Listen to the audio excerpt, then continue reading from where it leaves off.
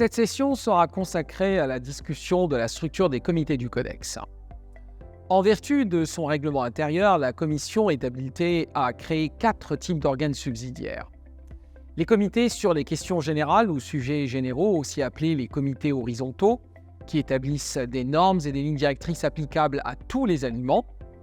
Les comités de produits, aussi appelés comités verticaux, qui préparent des normes pour des produits particuliers.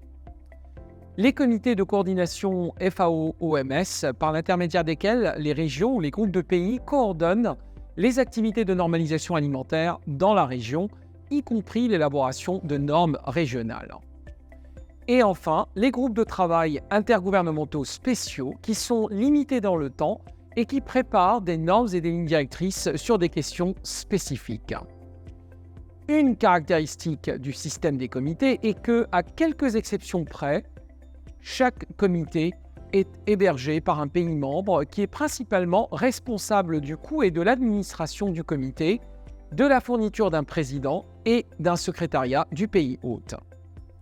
L'accueil d'un comité représente une charge assez importante pour le budget du pays hôte et par conséquent, seuls les pays qui disposent de ressources suffisantes sont en mesure de proposer d'accueillir un comité Codex.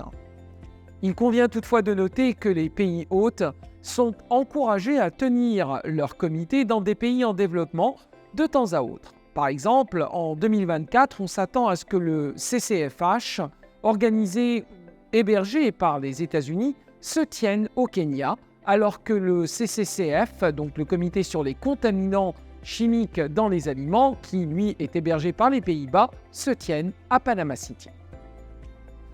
Les comités sur les sujets généraux sont appelés ainsi parce que leur travail est pertinent pour tous les aliments. Et puisque leur travail s'applique à tous les aliments sans exception, ils sont également appelés comités horizontaux. Il en existe 10 de ces comités. Le comité sur les additifs alimentaires, CCFA, hébergé par la Chine. Le comité Codex sur les contaminants dans les aliments, ou CCCF, hébergé par les Pays-Bas. Le comité Codex sur l'hygiène alimentaire, CCFH, hébergé par les États-Unis d'Amérique. Le comité Codex sur les systèmes d'inspection et de certification des importations et des exportations alimentaires, ou CCFIX, hébergé par l'Australie. Le comité Codex sur l'étiquetage des aliments, CCFL, hébergé par le Canada. Le comité Codex sur les principes généraux, CCGP, hébergé par la France. Le comité Codex sur les méthodes d'analyse et d'échantillonnage, ou CCMAS, hébergé par la Hongrie. Le comité Codex sur la nutrition et les aliments à usage diététique spécial, ou CCNFSDU, hébergé par l'Allemagne. Le comité Codex sur les résidus de pesticides, ou CCPR, hébergé par la Chine. Et enfin, le comité Codex sur les résidus de médicaments vétérinaires dans les aliments, ou CCRVDF, hébergé par les États-Unis d'Amérique. Les comités sur les sujets généraux ont pour, entre autres fonctions, d'élaborer des concepts et des principes universels qui s'appliquent aux aliments en général, à des aliments en particulier ou à des groupes d'aliments.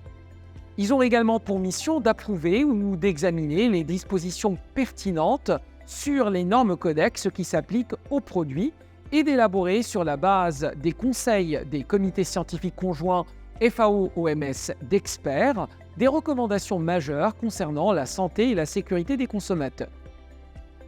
Le CCGP, donc le comité sur les principes généraux, est chargé de traiter des questions de procédure et des questions générales de la Commission.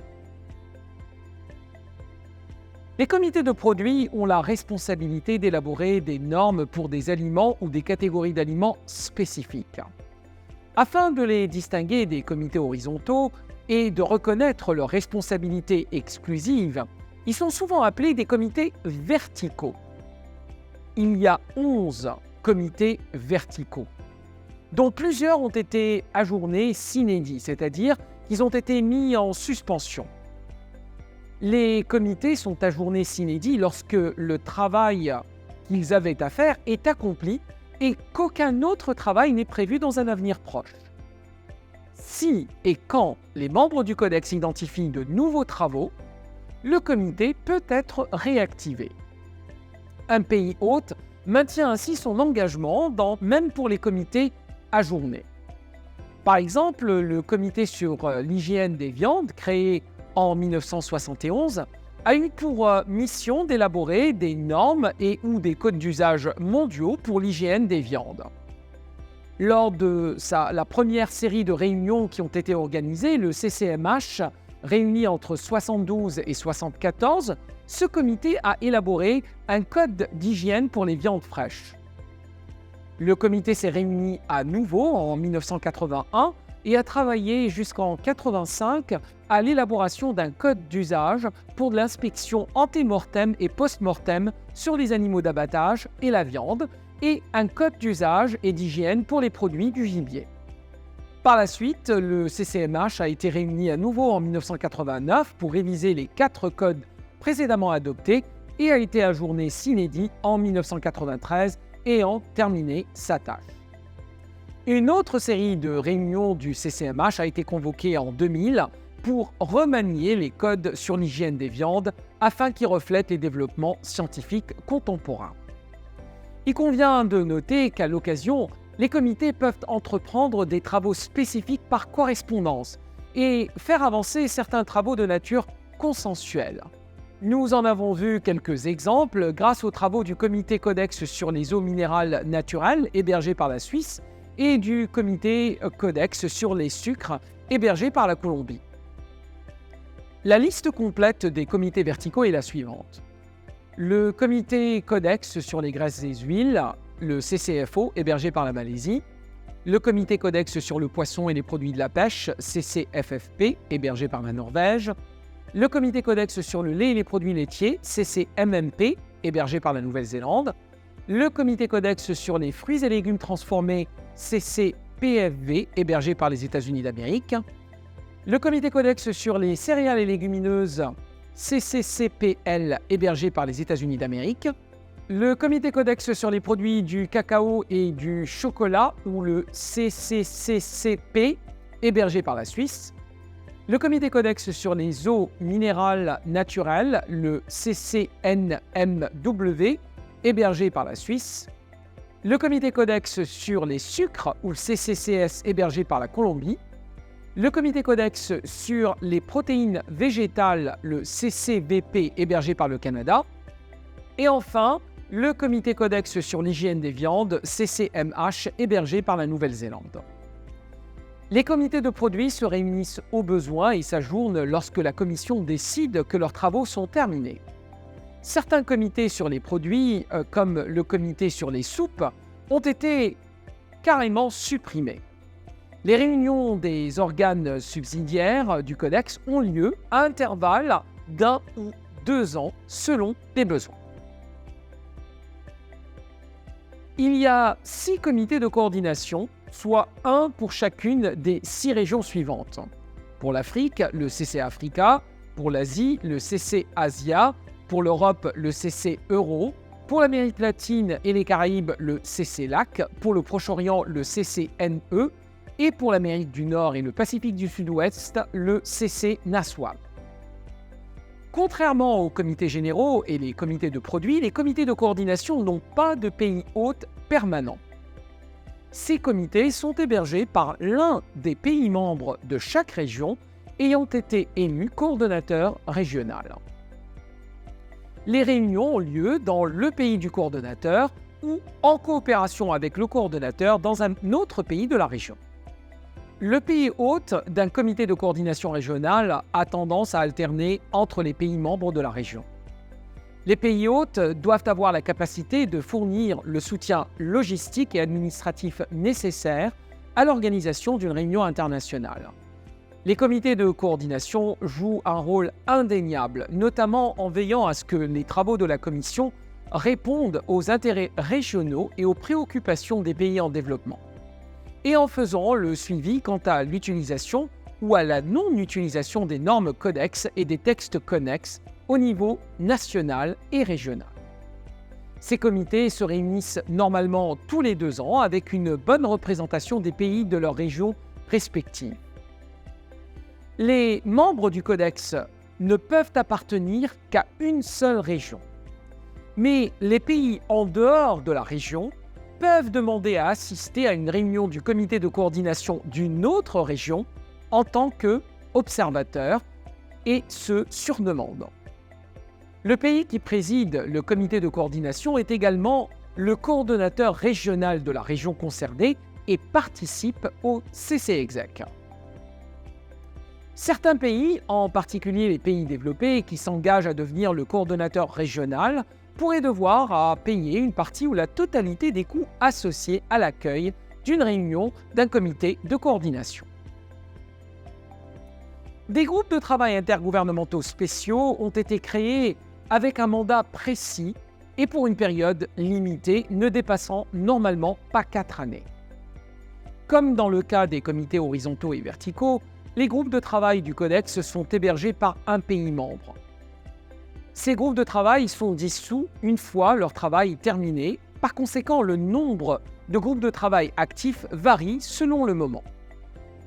Il convient de noter qu'un groupe de travail peut être réactivé si des travaux supplémentaires sont nécessaires sur la même thématique. Alors, pourquoi a-t-on eu besoin de créer ces groupes de travail spéciaux ? En 1999, la commission du Codex Alimentarius s'est rendue compte que sa structure de comité, qui a été jugée plutôt rigide, n'était pas en mesure de répondre à la demande de développement de normes et de lignes directrices dans un éventail toujours plus large de sujets à traiter. La commission a donc décidé de créer un autre type d'organe subsidiaire appelé Groupe de travail intergouvernemental spécial du Codex, qui est en fait un comité du Codex, mais avec un mandat très limité et établi pour une période déterminée. Alors voici des exemples de groupes de travail intergouvernementaux spéciaux. Le groupe de travail sur l'alimentation des animaux, qui a été réuni entre 1999 et 2004. Le groupe de travail sur les aliments issus de la biotechnologie, qui a été réuni à 2 reprises, entre 1999 et 2003 et entre 2005 et 2009.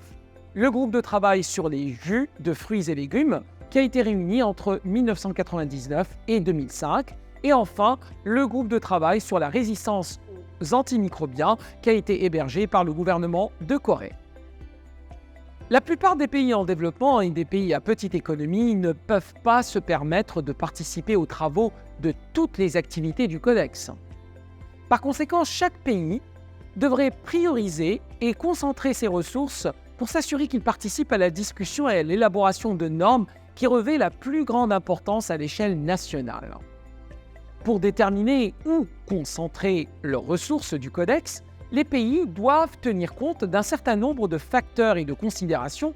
Par exemple, quels sont les principaux problèmes de santé ou de sécurité sanitaire des aliments auxquels le pays fait face?